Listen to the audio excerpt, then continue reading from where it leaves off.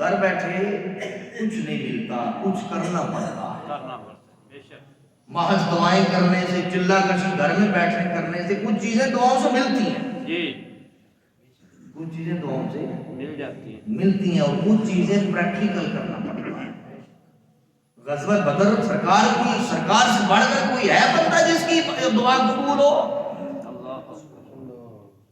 دعاؤں کی مقبولیت سرکار علیہ السلام کا صدقہ سب کی ہوتی ہے۔ بے شک غزوہ بدر کا جب ٹائم آیا تو اللہ نے فرمایا محبوب دعائیں ساری قبول ہوں گی لیکن آپ کو وہاں جانا پڑے گا، آپ کو وہاں جانا ہوگا۔ یہ نہیں گھر پہ بیٹھ کے دعائیں کرنی ہے، جہاں جانا ہے وہاں جانا پڑے گا۔ کچھ چیزیں دعاؤں سے ملتی ہیں، کچھ چیزیں میدان میں جانا پڑتا ہے۔ میاں صاحب آکھے اٹھتیلا چل ڈھونڈن چلیے تے گھر نہیں سجن ملدے تے بن تکلیفوں ملدے نہ ہی جڑے محرم دل دے۔ وہ ڈھونڈنا پڑتا ہے۔ کوئی فقیر مل جائے تو پھر وہ منزلیں اس طرح طے کرواتا ہے، اللہ والا ہونا چاہیے۔ اللہ والے کریم آقا علیہ السلام تشریف لے گئے، اب آپ کے بعد کوئی نبی نہیں آ سکتا، قیامت آ سکتا،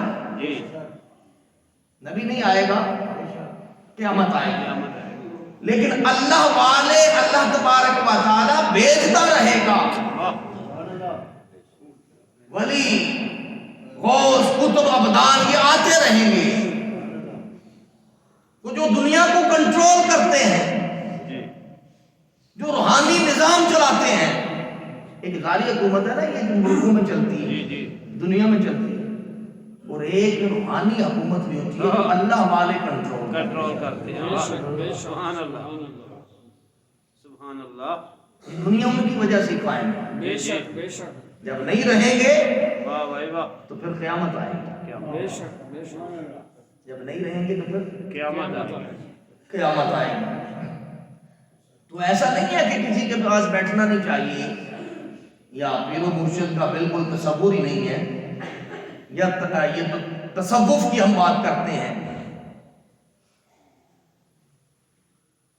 یہ قرآن پاک نے جہاں متقی اور صاحب احسان کی بات کی ہے نا، یہ تصوف کا مسئلہ ہے، یہ مسئلہ ہے ہی تصوف کا، یہ درویشی اور فقیری کا مسئلہ ہے۔ اور میں پہلے عرض کیا کہ علم حاصل کرنے سے بندہ عالم بن جاتا ہے، بہت اونچا مقام اور مرتبہ پا لیتا ہے، لیکن متقی علم حاصل کرنے سے نہیں بنتا۔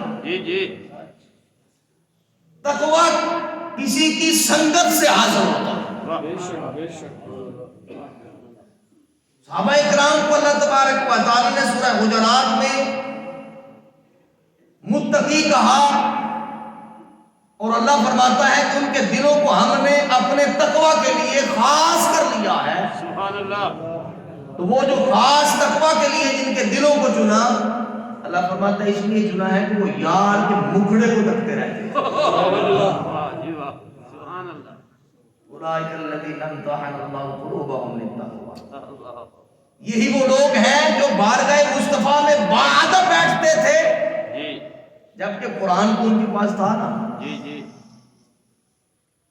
علم حاصل کرنے کے لیے، سارا کچھ حاصل کرنے کے لیے قرآن تھا، لیکن تقوی کے لیے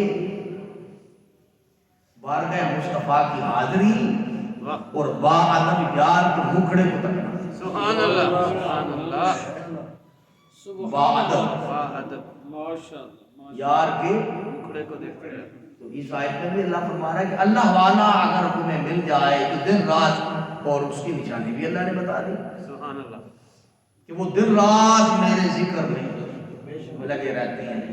یہ دن رات ذکر میں لگنے کا مطلب یہ ہے کہ تسبیح پڑھ کے بیٹھ رہے ہیں، نہیں مسجد بیٹھ رہے ہیں، نہیں یہ مطلب ہے نہیں، یہ مطلب نہیں کہ وہ مطلب یہ ہے کہ وہ جہاں بھی چلے جائیں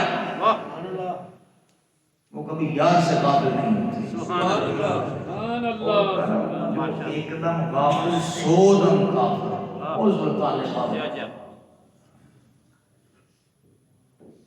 اور پنجابی کی ایک مثال بڑی مشہور ہے کہ ہاتھ کار بن لے دل، وہ جہاں بھی چلے جائیں اپنے کام کاج میں لگ جائیں، مزدوری کرتے رہیں، واہ کہیں چلے جائیں، وہ عارضی طور پہ جو کر رہے ہیں وہ کر رہے ہوتے ہیں، ان کے دل میں ہمیشہ یاد رہتا ہے، سبحان اللہ ان کا دل محبوب کے ذکر سے، اللہ کے ذکر سے کبھی غافل نہیں ہوتا نہیں رہتا۔ ایسا مل جائے تو اللہ فرماتا ہے ان کے ساتھ جڑ جاؤ، سبحان اللہ ان کی سنگت اور رفاقت اختیار کر لو۔ سبحان اللہ ایسا جن کو ملا انہوں نے کہا پیر میرے دی مجلس صحبت بہتر نفل نماز نہیں صاحب آگے کی، کہ جب کسی اللہ والے کے پاس بندہ بیٹھتا ہے تو پھر وہ اور طرح کے درجات جو ہے نا وہ طے کرواتا ہے، منزلیں عطا فرماتا ہے۔ اور امام اعظم ابو حنیفہ چھوٹا ہے، ان کا نام پورا کیا ہے؟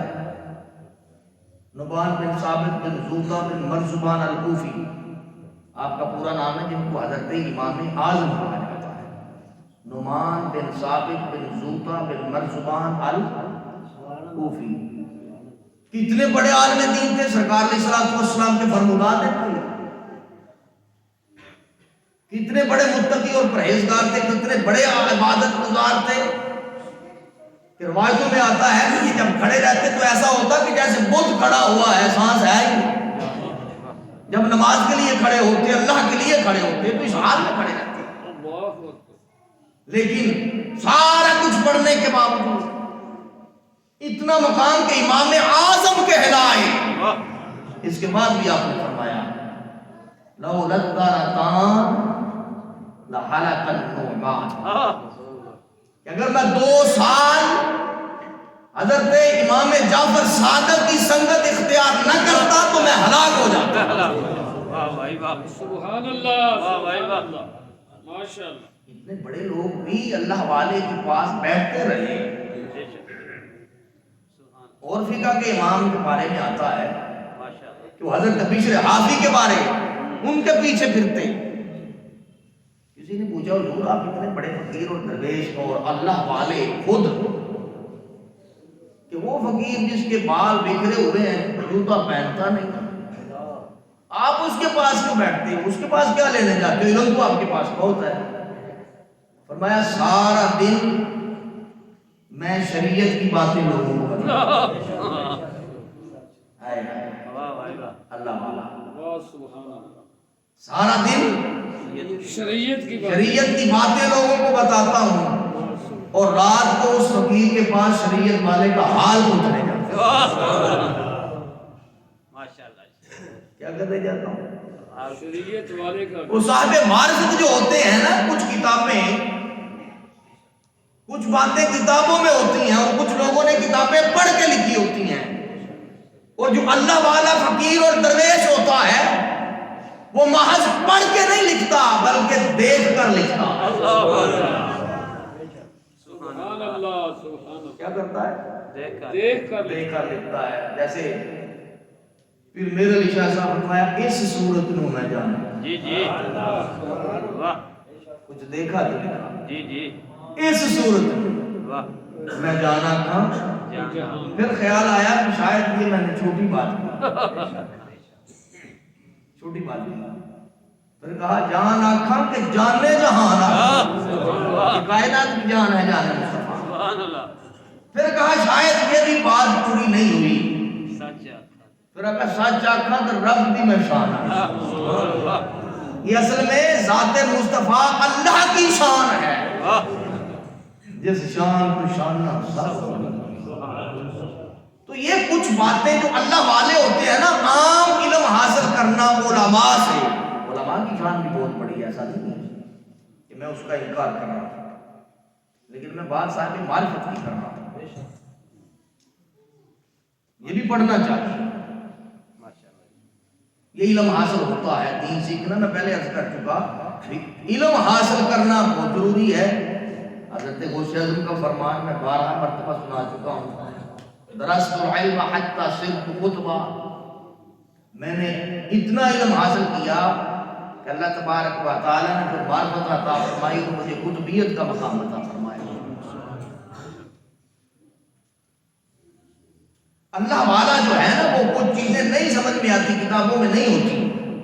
بے شک بے شک بہت سارے مقام قرآن کے ایسے ہیں جو فقیر کے بغیر سمجھ نہیں آتے۔ بے شک بے شک خیال یہ بنا لیا کہ شاید قرآن کا بھی ہمارے لیے ہم قرآن سے سارا کچھ نکال لیں گے، نہیں نہیں، بہت سارے لوگ ایسے ہیں جنہوں نے قرآن پڑھ کے گمراہی اختیار کی، بے شک قرآن کا ترجمہ کر کے گمراہ کی۔ قرآن پڑھنے کے لیے بھی ایک ظاہری لفظوں کی تلاوت ہے، وہ قاری صاحب کروائیں گے، اور کچھ لفظوں کی سمجھ ہے وہ فقیر اور درویش کرواتا ہے۔ سبحان اللہ، وہ فقیر اور بے شک درویش کرواتا ہے۔ قرآن پاک کے بہت سارے مقام ایسے ہیں جن کا لفظی بندہ ترجمہ کرے تو بندہ گمراہ ہوتا ہے، بس اوقات کافر بھی ہو جاتا ہے۔ بس اوقات کیا ہے؟